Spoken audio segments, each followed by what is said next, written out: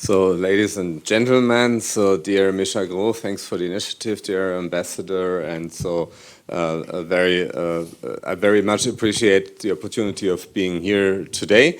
And a big thanks first to the AHK, so complicated word to speak it in English, so the Außenhandelskammer, for organizing all this. And yes, it's true.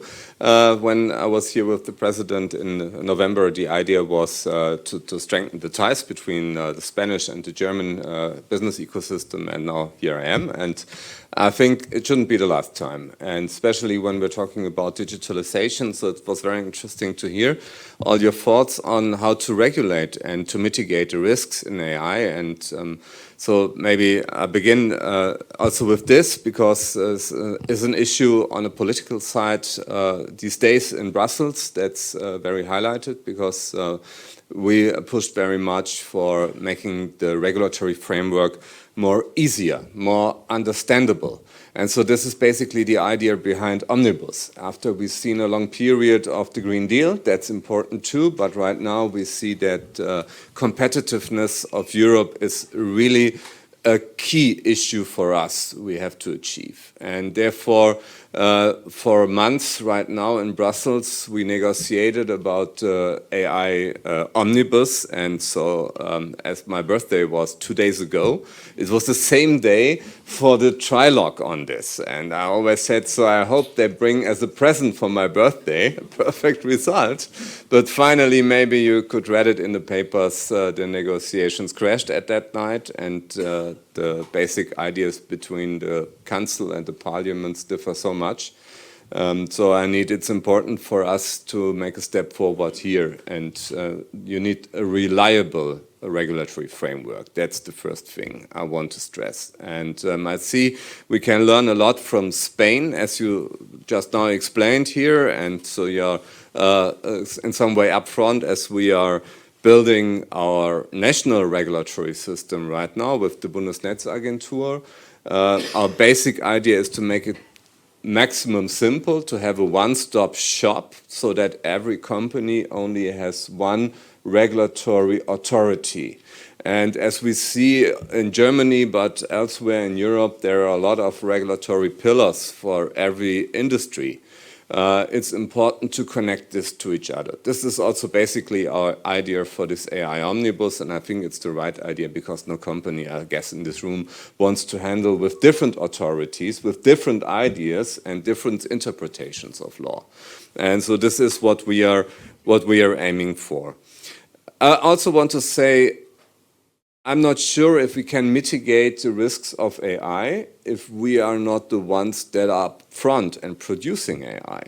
And this is something that concerns us these days. Because when I look at the global landscape, we see so much investment on the US side. We see especially free companies, which are so much in front of everything else. The innovation speed is radical. We see I think we rose up with Moore's Law, and we thought that every 18 months capacity will double. But right now in AI, we see that capacity is doubling all 6 to 9 months. So it's enormous. It has an enormous speed. And the amount of GPUs, the amount of venture capital, the amount of talent, these are the three things we see US companies are so far away from us. And we had a small debate here in the beginning if these frontier AI models are necessary for us. And I believe, yes, they are. I don't think that the users in Europe, and this is a debate that we are having with our French friends, to be here very open on this. I believe that the users also in France and elsewhere in Europe, they use the best quality model. And from a German point of view, we were successful in an industrial way because we could provide the best products. We were never the cheapest products, but I hope we were the best products. And we will see the same thing on AI. And I mean, when it comes to privacy, that's, I guess some people in this room are doing for themselves. I'm doing this. You build your own AI system on premise so that you really know that your private data of your bank accounts or something like this will really stay in your own computer. and will not move away. But when it comes to more complex tasks, I think you need a hybrid approach to these frontier models. So, and where are we standing there? And where is the European AI ecosystem? We see that with Mistral, we have one player in France, and our government pushed very hard to strengthen some ties with Canada. I think also from a geopolitical view, it makes sense, because we see that Canada is tending towards Europe. We share a lot of same values. I was responsible some years ago for space. We cooperated also with Canada. They're a member of the European Space Agency. Sounds a little bit absurd, but so it is. So we are partners, and now we brought together German Aleph Alpha and Canadian Cohere, and I think we have a second player here in our value ecosystem. And so this brings more competition to the market. On the other side, we see that we are building cloud infrastructures. Deutsche Telekom, very strong in Germany. Schwarz, a different player. We see OVH from France. We see Telefonica with a lot of investments here. But none of them is allowed to provide these frontier models by license. I think this is something we have to address very much more to the European Commission. In terms of the competitive regulation, the DMA, the Digital Markets Act, I believe is one of the core regulatory things that we have, because we need a fair competition. And fair competition means that also European players get access by license, not for free, by license, to these frontier models. I think this is a really important task.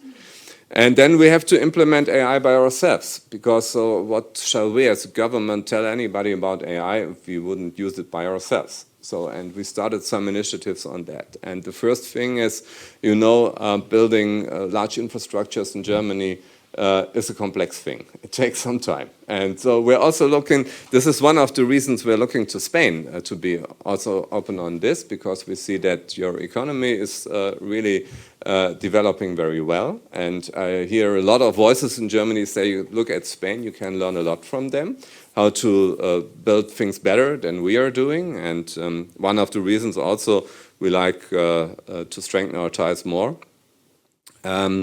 But you have very complex regulation on building new railroads or new highways and all this. And we spent a lot of money. We spent 100 million euros on it. So it's not a tiny project. It's one of our core projects in a competition between three players to build an AI system to speed up the regulatory way in building these infrastructures, to make the applications much faster and approval processes.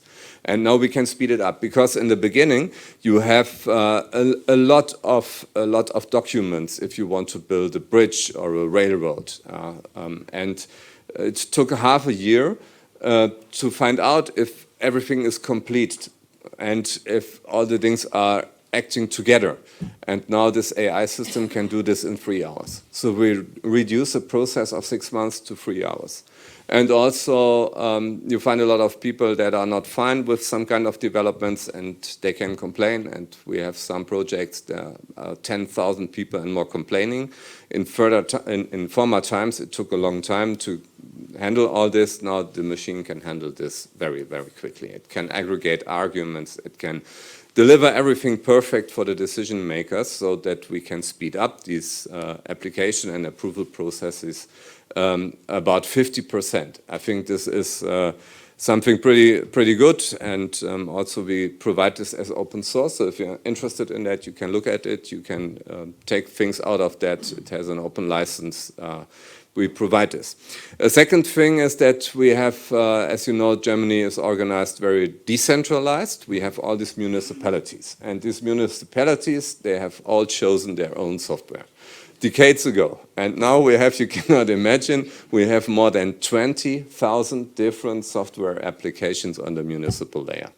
And a lot of them is legacy, and they don't have interfaces and standardized data formats. And so building integrated systems is pretty complicated. And we started a competition with AI startups. And that's very promising right now. In the first batch, we have 9 startups, 20 municipalities, and they created really fascinating solutions.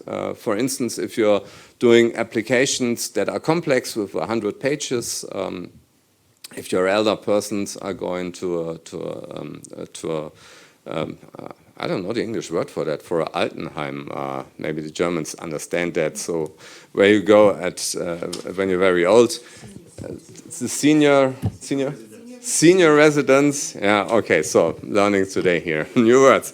Interesting that I don't know the English word for that, but senior residence. And you have to provide bank accounts and contracts and this and that, and it's a very complex thing. And so one startup brings all this together just with a click, and you have 2 pages, perfectly executive summary for the person who's deciding about this application. And so these are projects that make it easier, make it quicker.